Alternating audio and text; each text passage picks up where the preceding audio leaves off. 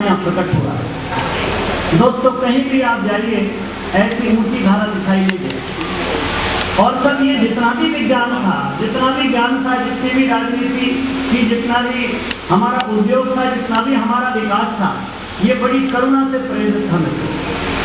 आप इस जगत पर दृष्टि डालें, दुनिया के व्यवस्था पर, धर्म पर दृष्टि डालें तो आपको दो तरह के धर्म मिलते हैं, दो धाराएं दिखाई देती हैं। एक धारा वो है मित्रों जो ये कहती कि मेरा विचार बहुत श्रेष्ठ है, इससे श्रेष्ठ कुछ नहीं। मैं अपने विचार की श्रेष्ठता के दुराग्रह से तो ये कहता हूं कि इस विचार को मानो, इसके अलावा कोई विचार नहीं हो सकता। और मित्रों जब कभी भी ऐसी धारा विकसित होती है और अपने विचार की श्रेष्ठता का दुराग्रह खड़ा होता है तो हिंसा होती है। ऐसे धर्म दिखाई देते हैं दुनिया में जो भारत के अतिरिक्त जन्म हुए, जिनने तलवार की दम पर या पैसे के लालच पर या किसी और प्रलोभन पर लोगों को धर्म सिखाने की कोशिश की। पर भारत का धर्म अनूठा है मित्रों। इस धर्म का उदय करुणा से। आप कभी विचार करिए, हमारे धर्म की प्रत्येक धारा करुणा से प्रेरित। आवाज सुनाई दे रही, मुझे नहीं लगता पीछे आवाज आ रही है ना, थोड़ी कम भी कर देंगे तो चलेगा। हमारा भारत की इस भूमि से उत्पन्न होने वाली जितनी धाराएं हैं धर्म की, वो धाराएं करुणा से ओतप्रोत हो। मित्रों आप स्मरण करो 2500 साल पहले के बुद्ध को। कहते कथा आती है कि बुद्ध का निर्माण हो गया और बुद्ध स्वर्ग को चले गए। देवता पलक पावड़े बिछाकर उनका इंतजार कर रहे थे, स्वर्ग के दरवाजे खुले थे। भगवान बुद्ध का स्वागत हुआ, कहा आइए आप और यहाँ रहिए। कहते भगवान बुद्ध स्वर्ग के दरवाजे की ओर पीठ करके खड़े हो गए। उन्होंने कहा आप ये क्या कर रहे हैं, आप अंदर आइए। उन्होंने कहा मैं तब तक अंदर नहीं आ सकता जब तक इस भूमंडल पर एक एक व्यक्ति का निर्माण नहीं होगा। ये जो करुणा की इतनी गहरी धारा है, इस करुणा की धारा से हमारा देश बना है। आप ऋषियों की करुणा देकर व्यक्ति अपना अंग काटकर किसी के भोजन की व्यवस्था पेट भरता है। आपने कभी दुनिया में कोई कहानी नहीं सुनी होगी, कोई पक्षी अपने पंख कटा करके किसी स्त्री की रक्षा कर रहा है। आपने कभी नहीं सुना होगा कि कोई व्यक्ति अपनी अस्थियों का दान कर दे किसी दूसरे की विजय के लिए। आपने कथा पढ़ी होगी दधीचि की, इंद्र की विजय के लिए अपनी अस्थियां दान कर देना, श्रेष्ठ ताकि ये जीवन उत्सर्ग कर देना। और दूर क्या जाए मित्रों, अभी हम इस आजादी का अमृत महोत्सव मना रहे हैं, बहुत समय नहीं बीता है। 75 साल पहले झांक कर देखते हैं कि ये देश वीरों का, बलिदानियों का, सेनानियों का, दीवानों का, मस्तानों का, देश के परवानों का देश था। एक क्षण भी कोई विलंब नहीं करता था, वंदे मातरम बोलता और फांसी का फंदा चूमता। ऐसे गौरव गान से भरा हुआ हमारा देश है मित्रों। परंतु इस कहानी के पीछे मैं आपको ये सिर्फ इस गौरव का बोध करा रहा था कि भारत की जड़ें छोटी नहीं है। हमने 10,000 साल की तो न्यूनतम हमारी सभ्यता का ज्ञान हमारे पास है। जो देश अभी 400 साल पहले विकसित हुए, हम उनके सामने कटोरा लेकर खड़े, हम उनके दरवाजे पर शिक्षा लेने जा रहे हैं। ये हमारा दुर्भाग्य है। इसलिए इसका दूसरा अध्याय भी पढ़ लीजिए कि देश अभी बहुत बड़े संक्रमण के दौर से गुजर रहा है। जिस देश ने नीति और चरित्र का निर्माण किया हो, वो देश आज चरित्र के संकट से। मित्रों राष्ट्रीय चरित्र का बड़ा अभाव आज देश में दिखाई देता है। व्यक्ति अपनी सुख सुविधा के लिए त्याग और परमार्थ की बात भूल जाइए, अपने स्वार्थ के लिए किसी की जान लेने में 1 मिनट नहीं लगाता। क्या हो गया इस देश को? कहाँ गई हमारी विचारधारा, कहाँ गई हमारी मान्यताएं, कहाँ गई वो संस्कृति जो मनुष्य में देवत्व का जागरण करती? कहाँ गए वो 33 कोटि लोग जो धरा को स्वर्गधाम बनाने में लगे हुए थे? मित्रों विचार के लिए प्रश्न मन में उभरता है। हर बच्चे के मन में आता है कितना गौरवशाली इतिहास था, तो गुलाम क्यों बन गए? पर मैं आपसे निवेदन करता हूँ कि हमारी त्रुटियों से हम गुलाम बने। हमने दिव्यताओं में जो संक्रमण किया, हमने विशिष्ट सिद्धांतों में जो मिश्रण किया, उसका परिणाम ये निकला कि हम भ्रमित हो गए। पूज्य गुरुदेव लिखते हैं अपनी पुस्तक में कि जब 1500 लुटेरे आए 1000वीं शताब्दी में, 1000 वर्ष में ईस्वी में भारत भर में प्रवेश किए। 1500 लोग इस देश को रोनते हुए निकल गए मित्रों। सोमनाथ को लूटा, काशी को लूटा, मथुरा को लूटा, देश में हाहाकार मच गया। अगर एक एक चुटकी भी मिट्टी उठाकर भारतवर्षी डाल देते तो वो पता नहीं कहां दब करके मिट्टी का ढेर बन जाता। पर मित्रों, हम तो ये कह रहे थे, हमने जातियों में, वर्गों में देश को बांट रखा। हम कह रहे थे कि ये युद्ध का काम सिर्फ क्षत्रिय का, ब्राह्मण तो ताली बजा सकता है, मंत्र बोले, माला जपेगा। ये बनिया तो सिर्फ अपनी तकली थामेगा, वो तराजू थाम करके उसमें नौत तोल करेगा। ये शूद्र तो सिर्फ सेवा के लिए खड़ा हुआ है, ये भला युद्ध कैसे कर सकता है? हमारी मान्यताओं में इस तरह के मिश्रण ने मित्रों हमको गुलाम बना दिया। तो एक बात कहता हूँ, पता नहीं कहाँ से विचार आया, मैं तो इस बात का समर्थक नहीं हूँ मित्रों। हमको ये अहिंसा ने भी बहुत कायर बनाया। अहिंसा वीरस्य भूषणम, ये बात सत्य है, परंतु मित्रों आत्मरक्षा के लिए में अहिंसा नहीं दिखाई देती। अगर सैनिक अहिंसा की बात करेगा तो देश फिर से गुलाम हो जाएगा। इसलिए जरूरत उस पुरुषार्थ की है, उस शौर्य की है जो हाथ उठाने वाले का हाथ तोड़ने की सामर्थ्य रखता हो। मित्रों, अहिंसा परमो धर्म बहुत अच्छा विषय है, ये बहुत अच्छी बात है, पर शास्त्रकार ये भूल गए हम लोग। हमारे शास्त्रकार ने कहा था कि जो जैसा करेगा उसको वैसा ही ठीक उपचार किया जाना चाहिए। हम ये नहीं कहते कीट का जवाब पत्थर से दे दीजिए, हम ये नहीं कहते कि आप किसी को मारने चले जाइए। हमने तो पिछले 10,000 वर्षों में किसी पर आक्रमण नहीं किया, पर इसका आशय ये नहीं कि हम कायर बन जाएं। हमने शायद आक्रमण छोड़ करके ये भी सिद्ध कर दिया कि हमारी लड़ने की आदत नहीं है, हम युद्ध नहीं कर सकते, हम समझौता करेंगे ना, समझौते की बात नहीं है। ये वीर भूमि है मित्रों, इस भूमि से शौर्य और साहस की धाराएं फूटती रही हैं, इसलिए यहाँ कायरता का कोई स्थान नहीं है। हमने उपदेश दिया था, हमने कहा था जगत कि जब जरूरत पड़ेगी तो पीछे का धनुष आगे ले आएंगे, अन्यथा हमारा स्वरूप दिखता है कि हाथ में वेद है हमारे, वाणी पर हमारा मंत्र है और कंधे पर धनुष बाण है। इससे नीचे की हमारी परिभाषा नहीं है। आप स्मरण करो उस महान योद्धा का, उस महान ऋषि का, जिन्हें हम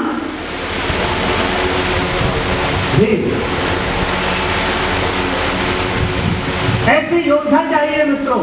वो समय गया कि आप माला घुमाते रहिए। नानक देव आए और उन्होंने अपनी परंपराएं चलाई।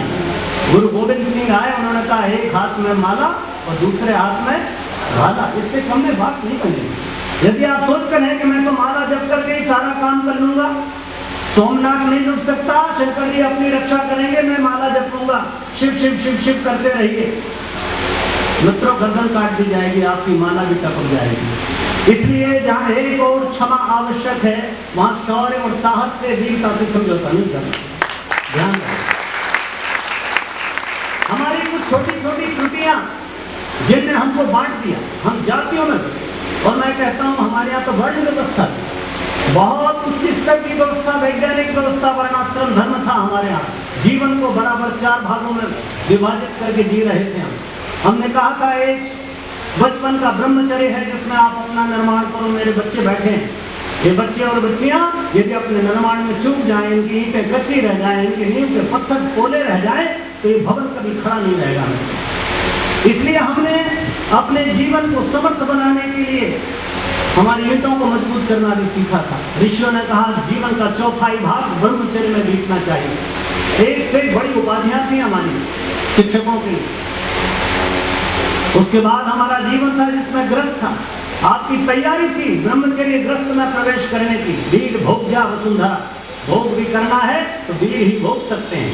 कायर लोग, कमजोर लोग, प्राणहीन लोग, बलहीन, ओजहीन लोग, वीरहीन लोग किसी चीज का भोग नहीं कर सकते। साधन हो तब भी क्या फर्क है। इसलिए दूसरी परंपरा थी हमारी ग्रस्त की, जिसमें ग्रस्त को आश्रम कहा गया, ग्रस्त को हमने योग कहा, ग्रस्त को हमने तप कहा, हमने ग्रस्त को भोग नहीं कहा। ऋषि ने उद्घोष किया, भुंजिता मां गज कसरत धनम, भोग करो परंतु त्याग पूर्वक करो। अतिथि द्वार पर खटखटा रहा है तो पहले अतिथि का हिस्सा है। लोगों ने कहा अतिथि देवो भव, ना देवो अतिथि भव। जो आया है दरवाजे पर वो देवता है, अतिथि देवता है। ये बात कहने से बेहतर है कि कहिए देवता अतिथि। जब भी देवता आता है आपका हर आदमी का दरवाजा खटखटाता है, पर पता नहीं वो कब वापस चला जाता है। हम सुनते नहीं, बहाने कर लेते, सोच लेते, हमारा मन उसका जवाब दे देता है।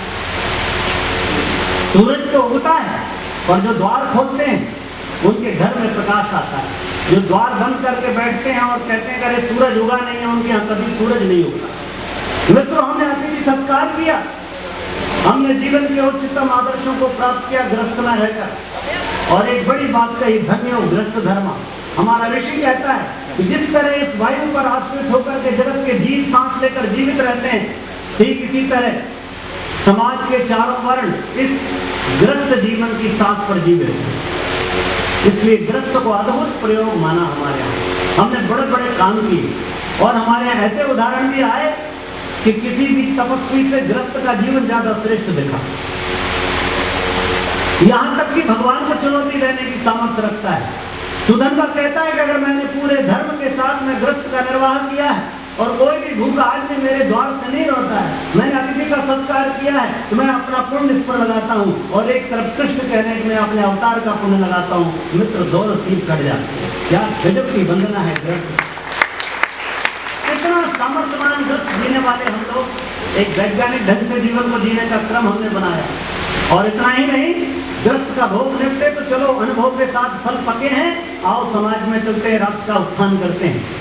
और राष्ट्र के नव निर्माण में, समाज के नव निर्माण में हमारा वानप्रस्थ जुड़ जाता है। एक कदम बाहर है, एक कदम अंदर है, इसी को गृहस्थ वानप्रस्थ कहा गया।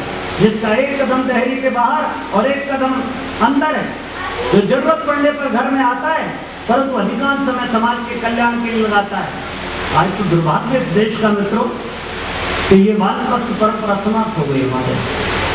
गुरुदेव ने कहा था, बेटे पिछले युगों तक संन्यास को प्रतिष्ठा मिली है, परंतु इस 21वीं शताब्दी में वानप्रस्थ को प्रतिष्ठा मिलेगी। और गायत्री परिवार इसी वानप्रस्थ का जीवंत और जागृत उदाहरण है। हमने इंतजार नहीं किया कि हम जब बूढ़े हो जाएंगे, तब जब हमारी जिम्मेदारियां पूरी हो जाएंगी, तब हम बाहर निकलेंगे। ये बैठे हैं अरुण जी, हमारे बड़े भाई साहब बैठे, हमारे छोटे छोटे भाई बैठे, हमारे अनुज बैठे हुए। आप जरा इनका जीवन देखिए। अभी तो इनकी कच्ची गृहस्थी है, और मजाल क्या है कि गृहस्थी इनका पैर पकड़ ले। ये जब चाहते हैं, जब आह्वान आता है, जब पुकार आती, दौड़ पड़ते हैं। ये दीवानगी सामान्य नहीं है मित्रों। इसलिए इस समय वानप्रस्थ बंधित हो रहा है। और मैं कहता हूं, चौथा था हमारे यहाँ संन्यास का क्रम, जिसमें व्यक्ति अपने आत्मज्ञान की, अपने मोक्ष की, अपने निर्वाण की कोशिश करता है। जगत के रहस्य से, इस संसार से उबरकर, इस प्रपंच से हटकर कुछ आओ ऐसा विचार करते हैं उस आत्म तत्व का, जो संसार का सत्य है, जो हमारा अंतिम लक्ष्य है। जीवन लक्ष्य की प्राप्ति का अंतिम प्रयोग हम लोग संन्यास में किया करते हैं। और संन्यास इतना नहीं था कि सिर्फ अपने मोक्ष के लिए हो रहा था। वो संन्यास इसलिए भी था कि वो वानप्रस्थी को यह आह्वान करता था कि इसके पश्चात का भी एक चरण बाकी है, इसलिए जीवन को पूर्णता के साथ जीना, जन्म लेना, परंतु मृत्यु यूं ही ना हो जाए। दोनों मुट्ठी बांध कर लाए थे, तो मुट्ठी बांध कर जाना, खाली हाथ मत चले जाना। जीवन के संपूर्ण रहस्य को समझकर, जीवन के संपूर्ण भोगों को भोग कर, जीवन की संपूर्ण उपलब्धियों के साथ जीवन का त्याग, एक संतोष की सांस के साथ। तो मित्रों, एक बड़ी व्यवस्था हमारे यहाँ की, लोगों ने उसका दुरुपयोग कर लिया। लोगों ने दुरुपयोग किया। संन्यास परंपरा हमारे यहाँ धीरे धीरे खंडित होती चली गई। गृहस्थ हमारे यहाँ बिल्कुल भोगी हो गए, 100% भोग। या तो ऐसे लोग बचे जो बिल्कुल भोग में डूबे थे, या ऐसे लोग बचे जो बिल्कुल योग में। बीच का वातावरण खत्म हो गया। ब्रह्मचर्य की बात तो करना बहुत ही बेमानी है। आजकल हमारे बच्चे, आजकल हो सकता है कल के दिन जब वो अपना बायोडाटा लिखेंगे तो उसमें लिखना पड़ेगा कि तुम्हारे कितने ब्रेकअप हुए। हो सकता है शादी के पहले ये मांगा जाए कि आपके ब्रेकअप कितने हुए, ये बताइए। अभी तो यही चल रहा है। आपके बॉयफ्रेंड गर्लफ्रेंड कितने, ये लिखो, ये क्रेडिट बन जाएगी कल के दिन, ये बड़ा गौरव बनने वाला। जैसा वातावरण चल रहा है, जिस तरह का चारित्रिक पतन, इन दोनों प्रशिक्षण, बिल्कुल निःशुल्क प्रशिक्षण चल रहा है, फ्री एंड कंपल्सरी एजुकेशन। आप सड़क पर निकलते हैं, सामने दृश्य दिखता है, आप देखना नहीं चाहते, वो दिखाया जाता है। आप टेलीविजन खोलते हैं, आप देखना नहीं चाहते, आपको दिखाया जा रहा है। आप मोबाइल पर फोन कर रहे हैं, अचानक पॉपअप होगा और आप जो देखना नहीं चाहते वो दिखाया जा रहा है। फ्री एंड कंपल्सरी एजुकेशन दिया जा रहा है। हमारा कोई शिक्षा तंत्र इतना समर्थ नहीं है इस व्यवस्था को रोक ले, इसके समानांतर कोई व्यवस्था बना दे। माना इन दिनों हम एक नया प्रयोग कर रहे हैं, एक नया प्रयोग कर रहे हैं। हमारा एक बड़ा तंत्र सरकार का लगा हुआ है, 100 सब्जेक्ट तैयार किए जा रहे हैं मानवीय चेतना के विकास के। हमारा विश्वविद्यालय है शांतिकुंज में, आप कभी आइए, देव संस्कृति विश्वविद्यालय। हमने प्रारंभ से ही जीवन प्रबंधन को प्रमुख विषय माना, हमने योग को प्रमुख विषय माना। हमने कहा जब तक जीवन का प्रबंधन नहीं है सारे प्रबंधन बेकार है। आप MBA बन गए, पता लगता है घर की आप 4 आदमी की व्यवस्था नहीं कर पा रहे। कौन सा MBA होता है? आप इलेक्ट्रिकल इंजीनियर है, अपने घर का फ्यूज नहीं बांध पाते। आप मैकेनिकल इंजीनियर है और पता लगता है मोटरसाइकिल का प्लग साफ कराने आप किसी अनपढ़ आदमी के पास जाते हैं। बड़ी गंभीर बात है, शिक्षा का जीवन से कोई संबंध नहीं, तारतम्य खत्म। इसलिए अभी जो प्रयोग हो रहे हैं कि फिर से मानवीय चेतना के विकास के नए नए अध्याय जोड़े जाएं। शांतिकुंज ने जो किया था आज वो सारे देश में लागू हो रहा है नई शिक्षा पद्धति के माध्यम से। 100 सब्जेक्ट तैयार हो, 100 सब्जेक्ट। आने वाला समय बहुत अच्छा है प्यारे बच्चों। भारत बहुत तेजी से जग रहा है। मैं आपसे क्या कहूँ, इस समय वर्तमान आंकड़े देखेंगे तो आप दंग रह जाएंगे। अभी हाल ही कॉमनवेल्थ हुआ, 61 मेडल लेकर आए हमारे बच्चे। 22 स्वर्ण पदक थे, 16 रजत पदक थे और बाकी दूसरे पदक थे। ये फिसड्डी माने जाने वाला देश अचानक उछल कर रात से अंगार बनने को खड़ा है। कल्पना तो कीजिए, भारत का विकास एक समय था जब हमारे देश में सिर्फ हमारा टोटल रक्षा का टोटल हमारा बजट GDP हमारा 10,400 करोड़ की हुआ करती थी। आज 5 लाख करोड़ की GDP की बात कर रहे हैं, 5 ट्रिलियन। कल्पना करो, विकास की एक नई गाथा लिख रहे हैं। बेटियों को कल तक अपने दरवाजे से बाहर निकलने की परमिशन नहीं थी, आज फाइटर पायलट बनी हुई बेटियां हमारी हवाई जहाज उड़ा रही, उड़ाई नहीं रही, बम पटक रही। दुश्मन की छाती कांप रही है देखकर हमारी बेटियों को। मित्रों, किसी भी क्षेत्र में जाइए, दुनिया पूरे भूमंडल पर घूमकर आइए, राजनीतिक दृष्टि से देखिए बड़े बड़े नए प्रयोग हो रहे हैं। अभी हो सकता है 2-4 दिन में ऋषि सुनक इंग्लैंड के प्रधानमंत्री बन जाए, भारत मूल का व्यक्ति। आपने देखा, आपने अभी हाल ही में अमेरिका की उपराष्ट्रपति बनी भारत मूल की लेडी। आप कई राष्ट्रों में जाइए, वहाँ के प्रधानमंत्री राष्ट्राध्यक्ष आज भारत के लोग। दुनिया की जितनी बड़ी बड़ी प्रतिष्ठित संस्थाएं हैं उन संस्थाओं में, प्रमुख संस्थाओं में आपको भारतीय दिखाई दे रहे हैं। ये बात घोषित करती है कि भारत का पुनर्जागरण हो रहा है। अभी बाबूजी ने मुझे एक पत्र दिया है युवा जागृति पर, उसमें लिखा है कि महर्षि अरविंद कह रहे हैं भारत का पुनर्जागरण, भारत का पुनर्जन्म बिल्कुल निकट। उन्होंने एक पुस्तक लिखी, पश्चिम के खंडहरों से भारत का पुनर्जन्म। कभी आप उस पुस्तक को पढ़िए, बहुत आनंद होगा।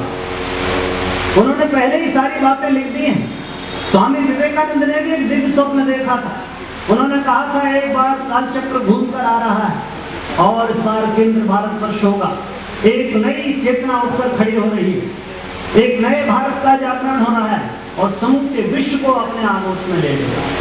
दोस्तों, ये भारत के पुनर्जागरण का समय है। एक संक्रमण काल अवश्य है। एक तरफ बड़ी निराशा दिखाई देती है, कहीं भी जाइए बिना पैसे दिए काम नहीं होता। आज भी हमारे यहाँ दहेज मांगा जा रहा है 21वीं शताब्दी में। आज भी बहन बेटियों के पैर पकड़े जा रहे हैं, बाधित हैं। चाहे किसी तरह बंध जाओ, चाहे लोहे की हथकड़ियां पहनो या फिर लोग लालच देकर के सोने की हथकड़ियां पहना रहे हैं, कहीं ना कहीं बंधन हो है। बहनों की मुक्ति नहीं है। लोग कह रहे हैं लेडीज फर्स्ट। अरे लेडीज फर्स्ट कोई बहुत बड़ी क्रेडिट की बात नहीं है। ये जताया जा रहा है तुम कमजोर हो इसलिए तुम पहले आ जाओ। ये बेटियां ये मानने को तैयार नहीं होंगी आने वाले दिनों में। वो कहेंगे हस्बैंड फर्स्ट है, जो जेंट्स फर्स्ट है, ये आना चाहिए। हाँ, पहले आप बताओ, आप निपट लो, आपको बहुत आग बची हुई, हम लोग तो कर ही नहीं। और हमारी बेटियां ये सिद्ध करती रही हैं, सब खा ले तो आखिरी में खाती है, कुछ नहीं हो तो पानी पी के भी बहुत आनंद के साथ सो जाती है। इसलिए मित्रों, एक बड़े पुनर्जागरण की स्थिति है। देश की नारियां जाग रही। मुझे याद आता है जब मैं छोटा था तो हमारे यहाँ गायत्री मंत्र बोलने की हम लोग तो बोल सकते थे, हमारे घर में हमारी बहनों को गायत्री मंत्र नहीं दिया गया। पता नहीं कौन सा मंत्र कान में फूका और कहा तुम जोर से नहीं बोलना। और मैं देखता हूँ कि आज हमारी बेटियां अश्वमेध यज्ञ में ब्रह्मपात्री बनकर के अश्वमेध यज्ञ संपन्न करा रही। कल तक जिनको वेद मंत्र बोलने का अधिकार नहीं था, कल जो गायत्री मंत्र की उद्घोषणा गायिका नहीं हो सकती थी, आज वो बेटी मंच पर बैठी हुई है और चतुर्वेदी जी पे बैठ करके गायत्री मंत्र की दीक्षा ले रहे हैं। परिवर्तन ऐसा नहीं है कोई आर्थिक दृष्टि से आप, और मैं यहाँ एक चेतावनी देता हूँ, प्रार्थना करता हूँ गुरुदेव वंदनीय माता जी के नारी जागरण के सूत्रों को बिना पढ़े नारी अगर आगे बढ़ेगी तो फिर किसी बड़ी खाई में गिरेगी। हमारी बेटियां बेटा बनने की कोशिश कर रही है, ये दुर्घटना। भगवान ने आपको बेटों से ज्यादा ताकतवर बनाया है। आप अपने स्वरूप को पहचानो। नारी जागरण का आशय ये नहीं है कि आप पुरुष बन जाइए, और यही कोशिश हो रही। कपड़े लत्ते, खान पान, वार्तालाप, आचार विचार, क्रियाकलाप, रहन सहन सब कुछ पुरुषों जैसा, तो फिर स्त्री बचेगी नहीं कि जगत चलेगा कैसे? ये दुनिया में पुरुष आएंगे कहाँ से? आजकल हमारी बेटियां बच्चे पैदा करने से मना कर रही हैं, हमारे बच्चों को दूध नहीं मिल रहा है माँ का। ये कौन सा विकास, कौन सा जागरण? न जाने क्या भ्रम दिमागों में घुसाया जा रहा है। मित्रों, इस पश्चिम के जागरण की लहर से हमारी बच्चियों को बचाना है और सच्चे अर्थों में सशक्त नारी बनने की कोशिश करना है। आप शक्ति स्वरूपा हैं। हमारा तो इतिहास गाता रहा, यत्र नार्यस्तु पूज्यन्ते रमन्ते तत्र देव। वो तो शुरू से दुर्गा सप्तती आपका स्वरूप गा रही, स्त्रिया समझता तब देव। क्या बात है, सारी स्त्रियां तेरा ही स्वरूप है माँ। तू जगत की कारण है, तू जगत की उत्पत्ति करने वाली है, तू पालक और पोषक है, तू संहार करने वाली है, और तेरा रूप इस जगत में स्त्री। इसलिए बहनों, अपने स्वरूप को समझना सच्चे को। ये नारी सशक्तिकरण वर्ष शांतिकुंज मना रहा है, आपको स्मरणीय हो। हम लोगों ने नारी सशक्तिकरण वर्ष मनाया जा रहा है शांतिकुंज की ओर। ये 2022-23 हमारा इस काम के लिए समर्पित वर्ष होगा। हम लोग नारियों के लिए, बहनों के लिए विशेष कार्यक्रम, और सबसे पहले तो जो इसका सिद्धांत है, जो इसका कह सकता हूँ जिसका फंडामेंटल है या जिसका इसका अधिष्ठान है, उसको ठीक करने की आवश्यकता है।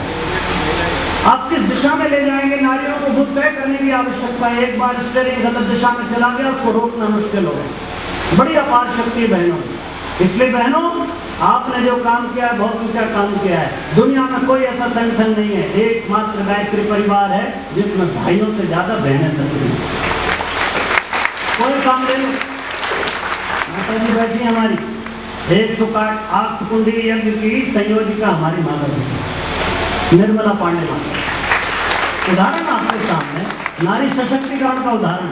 मुझे नहीं लगता कि उनकी प्रतिभा, उनकी योग्यता, उनके शौर्य, उनके साहस और उनकी प्रतिभा के सामने कोई पुरुष है आपकी लखनऊ में टिक पाएगा। जिस तरीके से वो काम कर रही हैं वो अपने आप में एक उदाहरण है। तो मित्रों, इस बात का हमको विचार करना। इस वर्तमान भारत की अनेक चुनौतियां हैं। आज भी गरीबी है, आज भी गंदगी है, आज भी अशिक्षा है। हमारी बेटियों के साथ तो संकट है कि अभी भी हमारे 58% बेटियां अभी एनेमिक हैं। आज भी 58% बेटियां हमारी एनेमिक हैं, खून की कमी से चल रही हैं। किसी भी प्रदेश का आप शिक्षा का आंकड़ा निकाल के देखिए, आपको 10% कम बहनें हमारी शिक्षित में, 10 से 15%। अभी मैं झारखंड में था, भाई लोग 77% थे, बहनें हमारी 53% शिक्षित। बड़ी गंभीर स्थिति।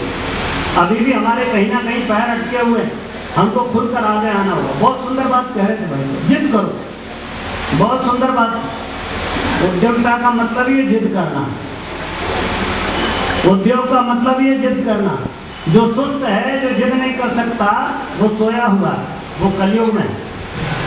इसलिए उद्यम माने उद्यमशील। हमारे यहाँ कहा भी है कि लक्ष्मी उसी को मिलती है जो उद्यमशील। इसलिए हमको प्रयास करना होगा, जिद करनी होगी अच्छे काम के लिए। प्यारी बेटियों, तुम लोगों को बहुत आगे जाना है, अपना निर्माण करना है, ध्यान रखना।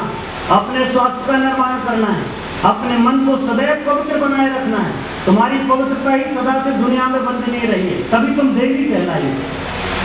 इसलिए अपने मन को पवित्र रखना, अपने भावों को कभी विचलित मत होने देना। ये वहां भी तुम्हारी दौलत है, यही तुमको सजाए रखती है। इसी के बदल तुम परिवार चला पाती हो। जिस दिन तुम्हारी संवेदना सूख जाएगी, ये संसार सच में उजड़ करके भूतों का डेरा होगा। इसलिए बेटियों को आगे बढ़ने की आवश्यकता है, मैं आपसे प्रार्थना करता हूँ। मित्रों, अगर भारत की इस यात्रा को थोड़ा सा और आगे बढ़ाएं तो बड़ी जिम्मेदारियां इन दिनों। देश कोई भी भूखंड नहीं होता, कोई भौगोलिक दृष्टि से कोई राष्ट्र नहीं होता। राष्ट्र की हमारी जो अवधारणा है वो सांस्कृतिक, भौगोलिक नहीं। यहाँ से सीमा और वहाँ की सीमा, ये कोई राष्ट्र नहीं है। हमारा राष्ट्र बहुत व्यापक स्वरूप है। हमारे राष्ट्र एक सांस्कृतिक स्वरूप है। हमारे राष्ट्र, आपको स्मरण होगा जब हमारा देश गुलाम था तब भी भारत के विषय में कहा जाता है, एक हू सिंह करके चीन के राजदूत थे अमेरिका में, उनका एक स्टेटमेंट आया कि भारत ने पिछले 20 शताब्दी से हमारे ऊपर बिना एक सैनिक भेजे हुए राज्य किया। और सच है, पिछले 2000 साल से पूरा चीन भारत की संस्कृति में डूबा हुआ। ये आप छोड़ दीजिए अभी 70-80 वर्ष का इतिहास कि जब से वहां कम्युनिज्म आया, पर उसके पूर्व के जीवन को देखें तो आप पूरा का पूरा बौद्ध धर्म दिखाई देता है। और ये भारत का अकेला ऐसा प्रयोग नहीं था।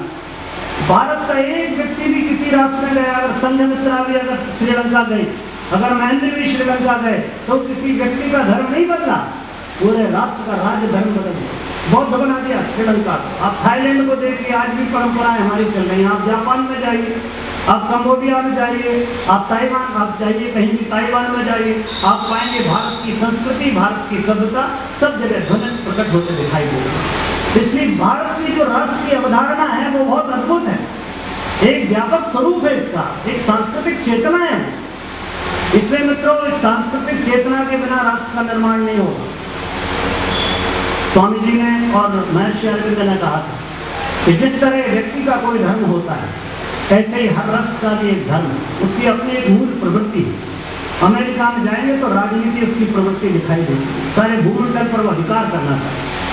आप यूरोप में जाएंगे, व्यापार उनकी मूल प्रवृत्ति दिखाई देती है। व्यापार को दृष्टि में रखते हुए शिक्षा का तंत्र खड़ा किया और उन्होंने व्यापारिक दृष्टि से सारे भूमंडल पर अपना व्यापार किया। आप जापान में जाइए तो तकनीकी उनका विषय है, पर भारत, मित्रों, भारत का विषय कोई तकनीकी, कोई किसी तरह का अर्थ, ये विषय नहीं है।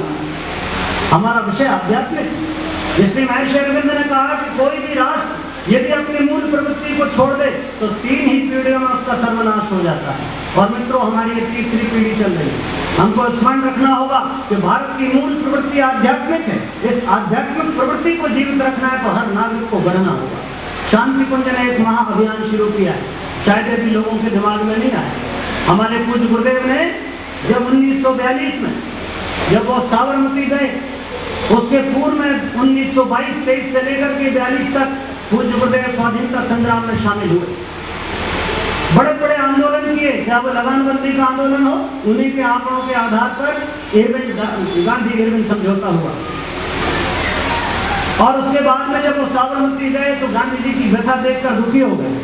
गांधी जी ने कहा कि मेरी अब कौन सुनेगा, और बात बढ़ती चली गई। उनको निर्देश मिला के जाओ, अब मानवीय चेतना के विकास के लिए काम करो, व्यक्ति निर्माण का काम करो। और गुरुदेव लौट आए, सक्रिय राजनीति से उन्होंने संन्यास ले लिया और चुपचाप अपनी तपश्चर्या में जुड़ गए और एक महान मंगलमयी युग निर्माण योजना का संगठन किया। आप जानते हैं इस युग निर्माण योजना, इसमें कोई धर्म, जाति, संप्रदाय का भेद नहीं है।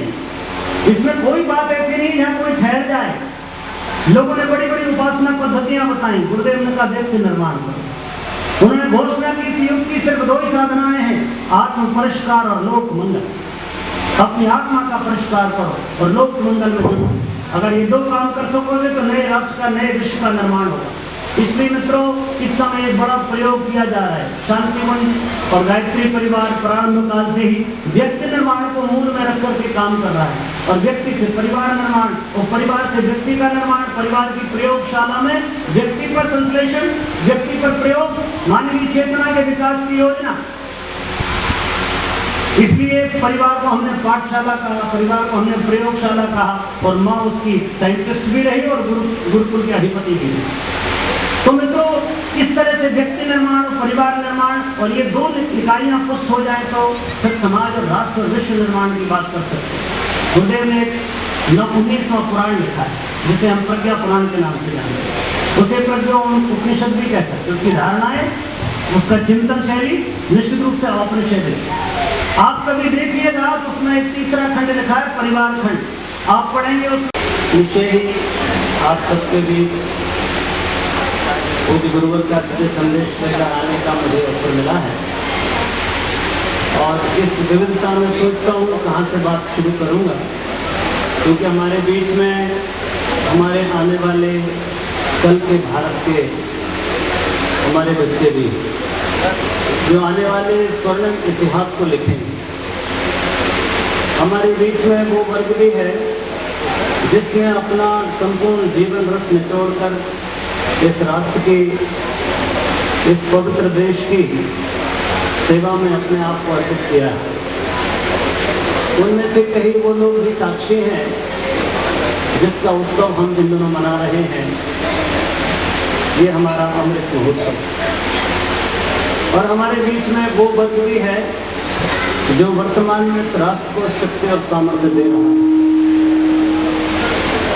इस भूगोल में, इस दुनिया के मानचित्र में एक स्वर्णिम कथा लिख रहा है, वो यौवन भी। इसलिए युवाओं से,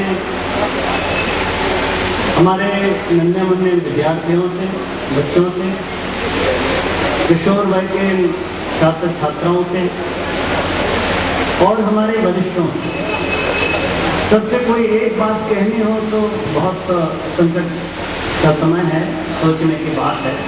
फिर भी आइए उस परम सत्ता का स्मरण करते हैं जिसकी कृपा से हम सब यहाँ विराजमान हैं और निश्चय ही अपने जीवन के संबंध में सही निर्णय लेने की सामर्थ्य ले पाते हैं। दोस्तों, ये देश हमारा बहुत अद्भुत है। एक सूत्र आता है हमारे यहाँ, प्रथमा संस्कृति विश्व बारा। ये जगत को एक महान संस्कृति देने वाला, जीने का ढंग सिखाने वाला है और जीवन के विषय में एक समग्र समझ विकसित करने वाला देश रहा है। हमने कभी भी कोई विकास एकाकी नहीं किया। हम सदैव से ही जीवन को बहुत समग्रता से सोचते हैं। हमारे प्रत्येक कार्य में इस प्रकृति और इस जगत के प्रति एक सामंजस्य होता है। ये सामंजस्य, ये समग्रता सिखाने वाला एक महामंत्र हमारे ऋषियों ने हजार हजार वर्ष की शोध करने के उपरांत जगत को दिया है। ये महामंत्र ऐसा महामंत्र है जो जड़ और चेतन दोनों में ही ध्वनित होकर एक संयोग, एक सामंजस्य, एक समन्वय बिठाता है। जहाँ चेतना को विकसित होने की प्रेरणा और जड़ में भी कुछ चेतन का स्पंदन दिखाई देने लगता है। अभी हमारे सम्माननीय वैज्ञानिक महोदय आप सबके सामने कुछ बातें प्रस्तुत कर रहे हैं। मित्रों, विज्ञान का एक पक्ष था, पर इसके इतर, इससे और कहीं ऊंचा और कुछ अलग एक अध्यात्म का पक्ष भी है। इन दोनों का समन्वय होने पर ही एक समग्रता आती है। और ये गायत्री महामंत्र दो भागों में विभक्त हुआ। इसका आधा भाग गायत्री कहलाया जो ज्ञान का प्रतिनिधि था, और इसका आधा भाग सावित्री कहलाया जो विज्ञान का प्रतिनिधि। इसलिए गायत्री मंत्र स्वयं एक समन्वय का मंत्र है जो धर्म और विज्ञान में, अध्यात्म और विज्ञान में एक समन्वय स्थापित करता है। आइए उसी महामंत्र से अपनी बात शुरू करते हैं। उस भगवत चेतना को, गुरु सत्ता को भी स्मरण करेंगे जिसका संदेश मैं आप तक पहुंचाऊंगा। नेत्र बंद कर लें और मेरे साथ साथ एक बार सस्वर गायत्री महामंत्र का पाठ करें, कृपा करें। ओम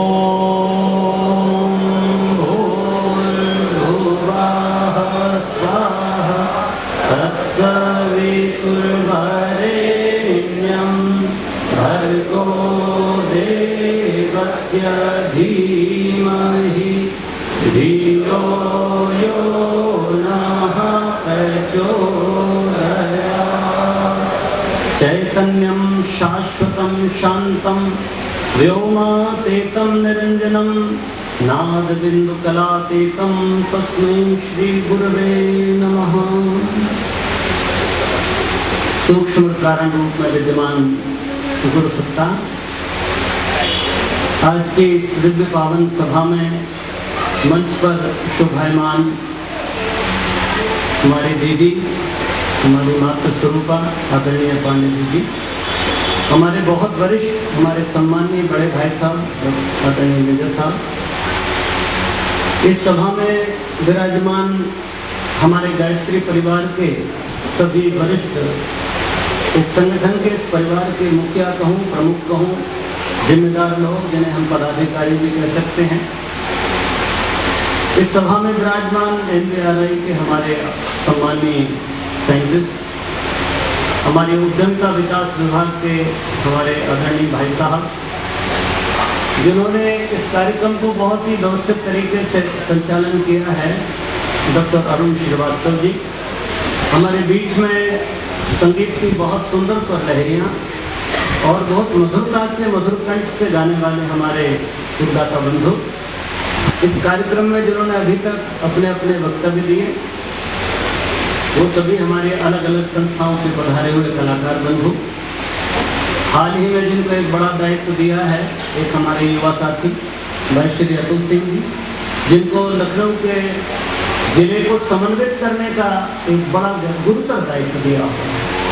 साथ ही साथ इस सभा में उपस्थित हमारे सभी अग्रज, शक्ति स्वरूप माताओं, देवतुल्य भाइयों, युवा साथियों, प्यारे बच्चों, भारत के विषय में एक बहुत सुंदर मंत्र आता है, इसकी वंदना करते हुए शास्त्रकारों ने लिखा है, हिमालया समारंभ यावत इंदु सरोवरम तम देशम हिंदुस्तानम प्रचक्षते।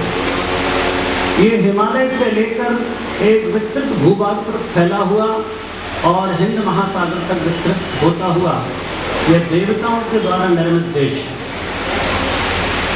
मित्रों, शायद दुनिया में कोई ऐसा भूभाग होगा जिसका निर्माण कुछ मनुष्यों ने इस धरती को समतल करके किया होगा, पर इस देश के प्रति एक बड़ी ऊंची धारणा है कि ये देवताओं के द्वारा निर्मित देश है। निश्चय ही जब हम देवता की बात करते हैं तो किसी स्वर्ग की कल्पना आती है कि किसी सातवें लोक में, आसमान में कोई स्वर्ग हो। ना, ऐसे स्वर्ग की कल्पना इस मंत्र में नहीं है। इस मंत्र में जो ध्वनित होता है वो उन देवताओं की वंदना जिन्हें हम 33 कोटि देवता कहते हैं। यह भारत भूमि जीवन के उच्चतम आदर्श को छूती हुई प्रत्येक मानव में देवत्व जगाने की सामर्थ्य रखती है।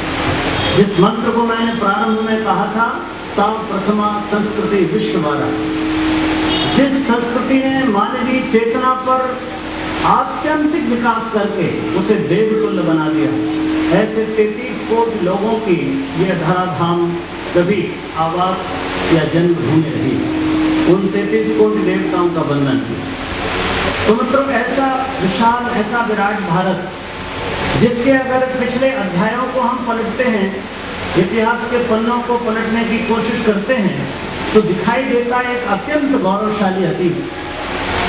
कभी आप चिंतन कीजिए, विचार करिए और अपनी जड़ों को टटोलने की, ढूंढने की कोशिश करिए, आप पाएंगे इन जड़ों में जीवन का संपूर्ण रहस्य छुपा है। क्या विज्ञान, क्या ज्ञान, क्या सामाजिक व्यवस्था, क्या राजनीति, क्या अर्थतंत्र, क्या हमारी कृषि, क्या उद्योग, क्या व्यापार, ऐसा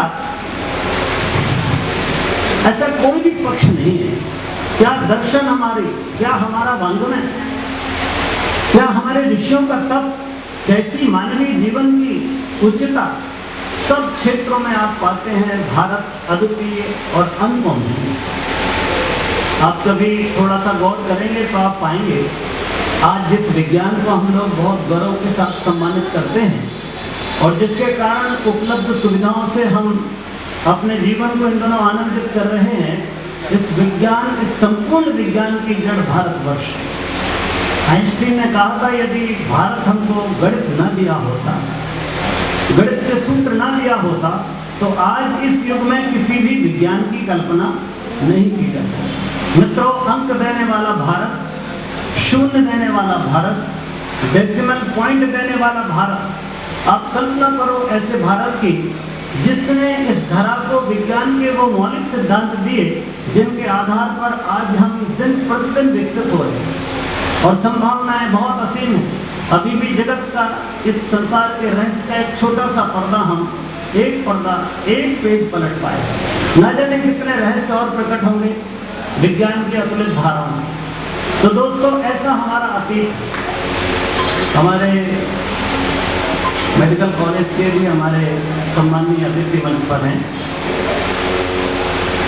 सुश्रुत नाम का एक महर्षि लगभग 2200 वर्ष पहले इस भारतवर्ष में, उसने सर्जरी के उपकरण बनाए और कॉर्निया की सर्जरी तक का सूक्ष्मतम ज्ञान हासिल किया। आप आयुर्वेद की परंपरा देखें तो 2500 वर्ष पुरानी हमारी दृष्टि जाती है कि एक चिकित्सा का समग्र विज्ञान, एक समग्र शास्त्र रच दिया चरक में, सुश्रुत में। आप देखें तो हमने आज से बहुत हजारों वर्ष पूर्व जीवन के अनेक रहस्यों को खोजा। हमारे मनीषियों ने इस आकाश का मापन कर लिया। उन्होंने बता दिया कि सूरज की परिक्रमा धरती करती है और 365.257 दिनों में कर लेती है। आज भी विज्ञान की दृष्टि से ये गणनाएं बिल्कुल सटीक दिखाई देती है। तो आज गणना की आप चर्चा करें तो एक दिन मैं पूज्य गुरुदेव का एक वांग में पढ़ रहा था, सच में मैं बहुत चमत्कृत हो गया कि पूरे काल की गणना करने की व्यवस्था जो भारतवर्ष में थी वो शायद ही दुनिया में कहीं रही। बहुत सहज रूप से हमारे कर्मकांडों में हम एक मंत्र समूह पढ़ते हैं, जैसे हम 100 में प्रयोग करते हैं। सहस्त्र शीर्षा पुरुषा यज्ञेन यज्ञमय जन। इन मंत्रों का, जिनको आपने अभी सिर्फ पूजा पाठ के मंत्र समझा है, इस जगत का पूरा का पूरा विकास और पूरा रहस्य और पूरा इतिहास है। दोस्तों, अद्भुत प्रयोग है। और ये इतना ही नहीं कि भौतिक जगत के विषय में हम जागरूक हुए। हमने जब अर्थ क्षेत्र में विकास करना शुरू किया तो सोने की चिड़िया बने। अभी कल ही मैं एक प्रोग्राम देख रहा था, उसमें उसने उल्लेख किया कि जब इस देश में अंग्रेज आए और अंग्रेजों ने भारत पर अधिकार किया, जब सिराजुद्दौला को हरा लिया, तो वो लिखता है कि जिस नगर में वो निवास करता था, उसने अपने जीतने के बाद में लॉर्ड क्लाइव ने अपने देश को लिखा कि मैंने एक ऐसा नगर जीता है जिसकी संपदा पूरे इंग्लैंड से 163 गुनी ज्यादा है।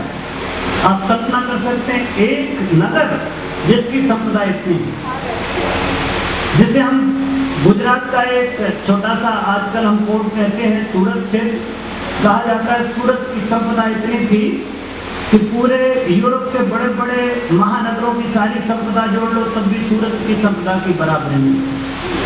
मित्रों, एक समय हमने वो किया जब देश सोने की चिड़िया बना रहा, हम सारी दुनिया में व्यापार करते रहे, दूर देशों तक हमारी नौकाएं जाती रही। हमने बहुत बड़ा स्वर्णयुग देखा। हमने वो समय भी देखा जब हमने प्रजातंत्र को जन्म दिया। एक चक्रवर्ती सम्राट के रूप में हम उदित हुए और सारे भूमंडल को हमने राजनीति करना सिखाया। यदि आप राजनीति शब्द सुनते हैं तो इसमें आपको ध्वनित होता है नीति की बात, और ये नीति का विषय सिर्फ भारतवर्ष का। ये कोई शासन प्रशासन नहीं है, इसमें एक नीति है कि किस तरह आप नीति पूर्वक इस राज्य का संचालन करें, वो राजनीति। ये तिकड़म नहीं है, ये पार्टीबाजी नहीं, ये पक्ष विपक्ष नहीं, या हारने जीतने का खेल नहीं।